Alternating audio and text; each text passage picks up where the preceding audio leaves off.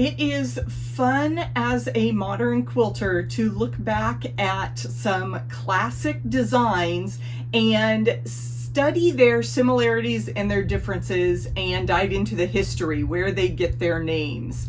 So that's what we're going to do today with two of my favorite blocks, the Sawtooth Star and the Ohio Star.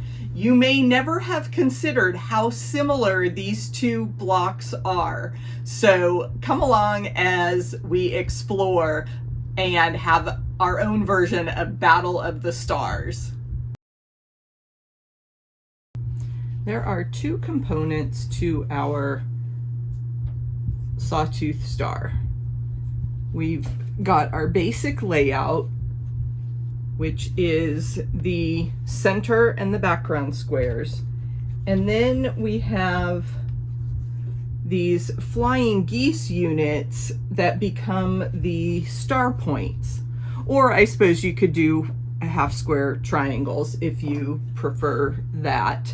But I'm going to show you my flying geese construction, and I am making this very scrappy. So you can see I've chosen the 4 purples and made a scrappy center, and then each of the star points will be one of the purple fabrics. The easiest way I have found to make flying geese with no special rulers is to use a double ratio. So in this case, these are 3 and 6 inches, and of course I've added the ½ inch for the seam allowances. And I will have to sew 1 square from corner to corner and then trim away this excess fabric before I add the second piece for my star point. So we'll do that now. Stitched and ready to trim. For this stage of the process, I like to have a small cutting mat that I can keep next to my machine, and I grab my add 1/4 ruler. This is usually used with paper piecing, but I find it very handy for trimming half square triangles or trimming the corners off my flying geese, because I can line up that 1/4 inch seam guide, trim away my excess triangles, and then I keep these excess triangles as leader enders for my project. And then I usually finger press. You can take this to the ironing board at this stage. And now I have to decide. My original plan was to do coordinating sky corners for my flying geese, but I think I'm going to go ahead and make these scrappy, and that way we can have some fun with the layout later. So I'm pairing that up with a different fabric for the second corner of my flying geese, and we'll trim these corners, finger press, and put a second fabric. I always like to check how my designs are gonna fold back when I do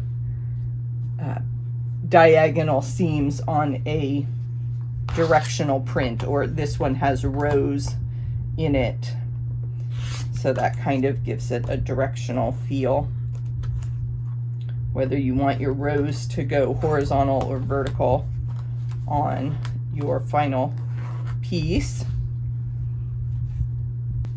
And you've noticed when I have been sewing from corner to corner that I have not marked my fabric. You can use a light colored chalk pencil on some of these darker fabrics, but I have marked my machine bed, and I know where that needle position is all the way down. This is also a good place for 1/4 inch seam tape on the bed of your machine to help you guide that seam from corner to corner on your fabrics. Ready to sew the second star point, or the second corner of our flying geese.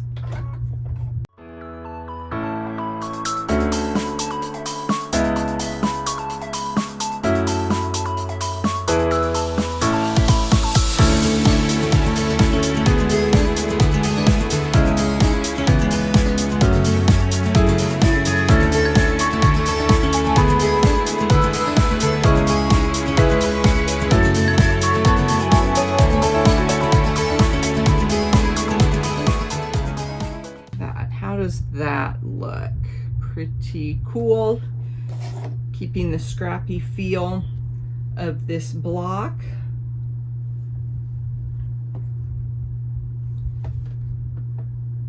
We want the flying geese, the point of the flying geese, to point into the center so that we make those star points, rather than, you know, if you had flying geese units arranged like this, then you could see that the goose part of the block becomes more of the focus. But when you're using them as star points, you flip them around, and then the sky fabric becomes the focal point. And now we have a 9-patch layout. We've got 3 rows here to sew together.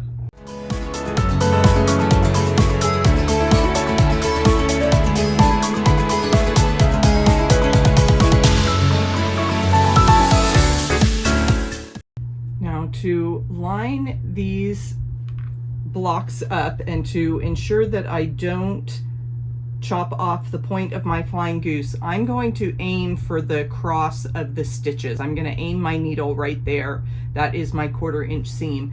And I can also see through this light fabric to make sure that the seam from my scrappy center is going right through the center of that block. If you need a pin to keep everything in place, go for it. I like to live dangerously.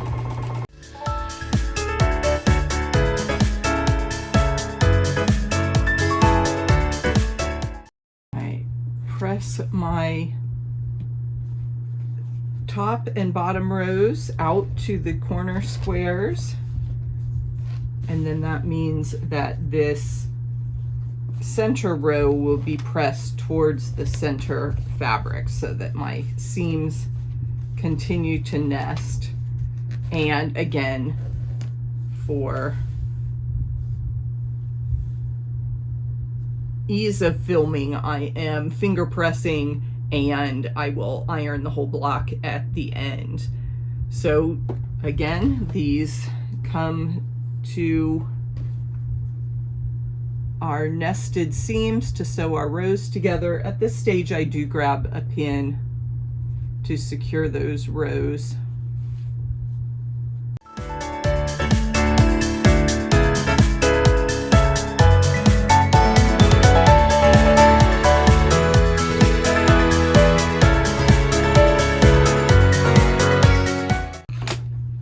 Here is our finished Sawtooth Star. This is a classic quilt block 8-point star, generally made with the flying geese on the star points and a solid center square.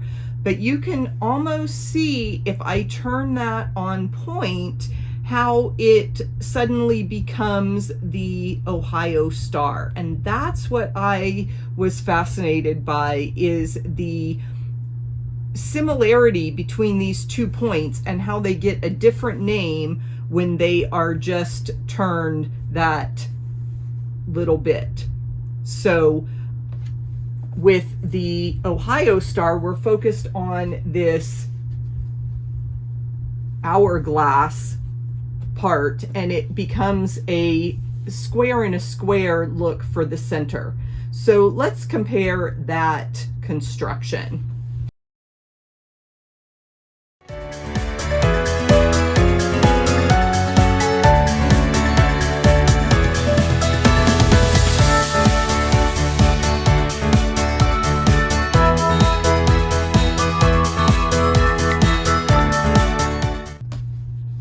This will make a smaller block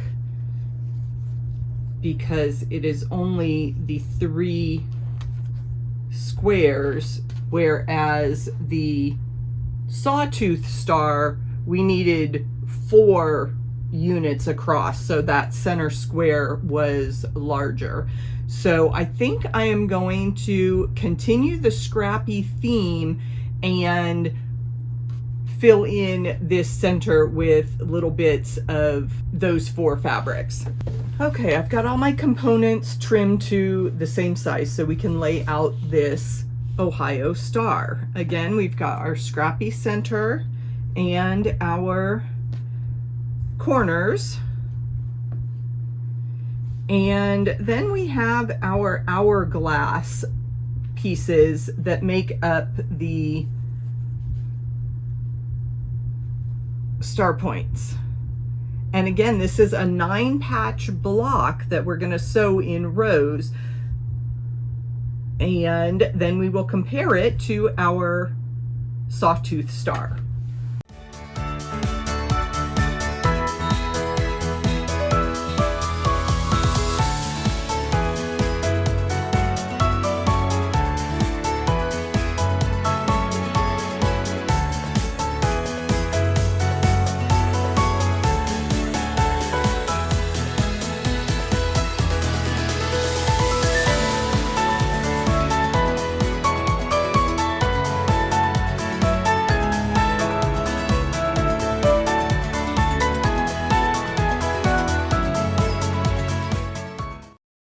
Okay, and there we have our Ohio Star. Now let's do another comparison of these two blocks because they do not appear identical at the start. But if, as I said, if you turn it on point, you know, one on point and one straight, then you can see where that composition would come into play.